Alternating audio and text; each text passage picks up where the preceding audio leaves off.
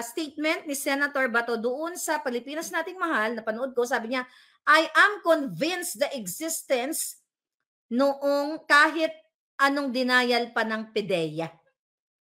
Dahil tayo ay tao, mabait, let's just say thank you to Senator Bato na nabigyan niya tayo ng chance para marinig yung testimonya ni former agent Jonathan Morales.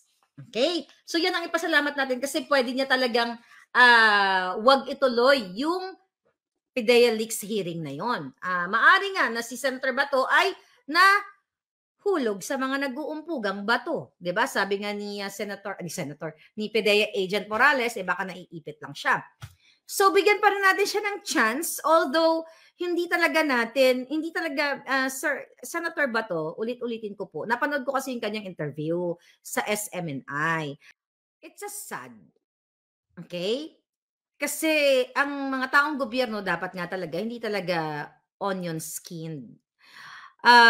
Doon kasi sa ipinakita talaga ni Senator Bato, hindi ko naman siguro kailangan pang ipaliwanag na it's just emotionally affected siya.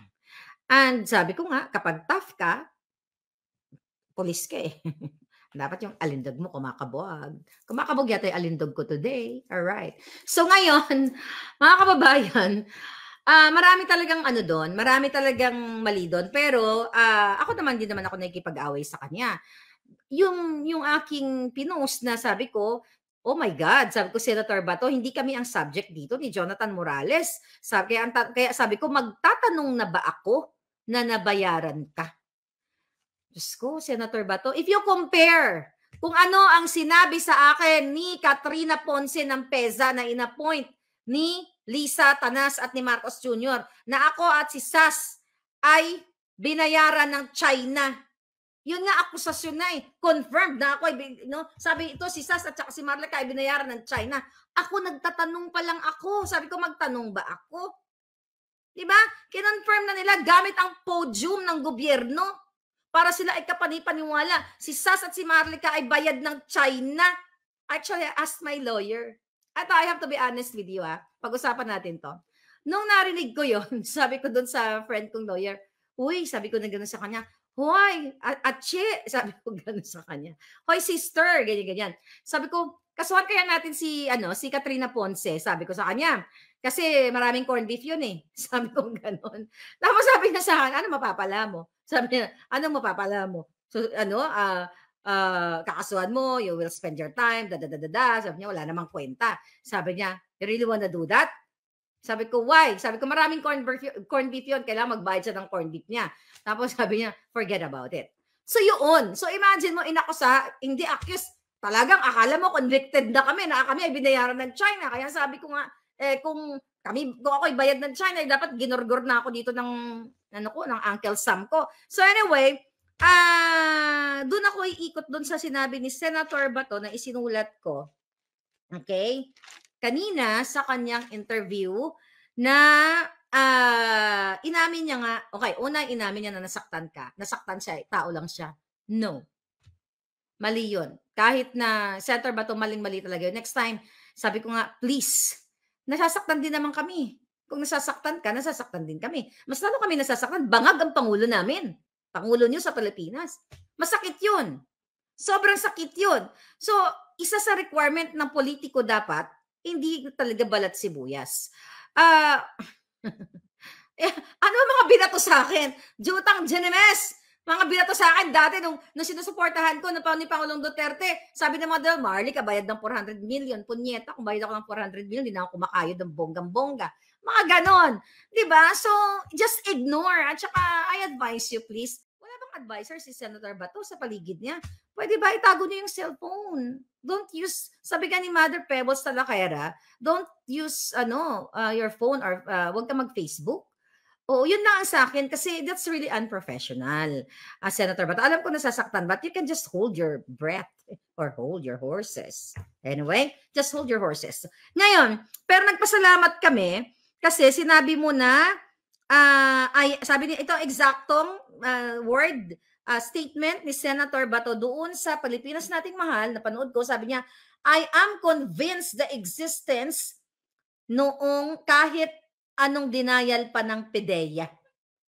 So, ibig sabihin, kumbinsido na siya na hindi AI itong papel na ito. Okay? Ito ay hindi AI. Pamaypay natin. Okay? So, yun lang, bonus na natin yon. So, narinig tayo sa Senado na may isang bato. Sabi nila, naging bulak. Naging marshmallow. O, bigyan natin siya. Pero I'm serious. Hindi natin siya bobolja kasi Senator Bato ngayon. I'm trying to behave. Okay? Paminsan-minsan. Okay? Naniniwala siya na nag-exist. Pero sabi niya, tinatanggap din niya yung denial ng PDEA. Okay? Na dinenay nila. Pero naintindihan mo,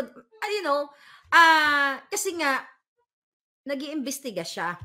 Pero may mali nga doon eh. I hope makorek niya sa May 7. As an investigator, ulitin natin, you're not supposed to be biased.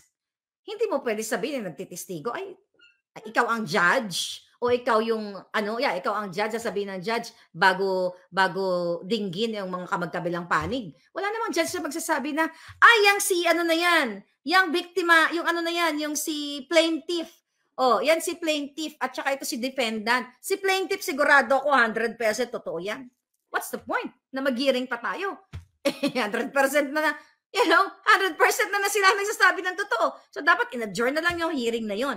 But anyway, I hope ma-improve sa May 7 ang hearing na yon. At malinaw pa sa sikat ng araw na inamin na nga ni Senator Bato na nag-exist ang PDEA, ang Pre-Op and Authority to Operate. Kasi sabi niya, nakita daw niya na totoo yung papel at nakalista yung mga vehicles nga na ginamit during the time at in-identify mismo ng PDEA Lazo. Okay? So, ngayon may panser pa nga daw, may butas pa. So actually winning sa atin 'yon. Kaya nga sabi ko kay Senator Bato, yung message ko sa kanya sa May 7, I hope you get some rest at talagang tutukan natin 'to para mas ma-expound mo yung interpellation mo. Para matutukan mo kasi gusto namin marinig na tanungin mo yung mga pictures, 'di ba? Tanungin mo si Morales kung paano niya ba i-visualize sa taong bayan. Kasi parang kapag nag-imbestiga ka, dinadala mo sa moment yung nakikinig sa'yo na ano ba nangyari? Sige, dalhin mo ako. Di ba yun yung tanong ko kay Morales, I think, nung first time ko sa interview. Dalhin mo ako sa sitwasyon na yun noong 2012. Ano yun? You imagine ko, ano yung naalala mo? Ano yung nakalagay sa picture? Tinanong ko pa nga, ano yung suot niyang damit? Hindi na nga niya maalala. So yun yung kind of investigation ang gusto nang marinig ng taong bayan.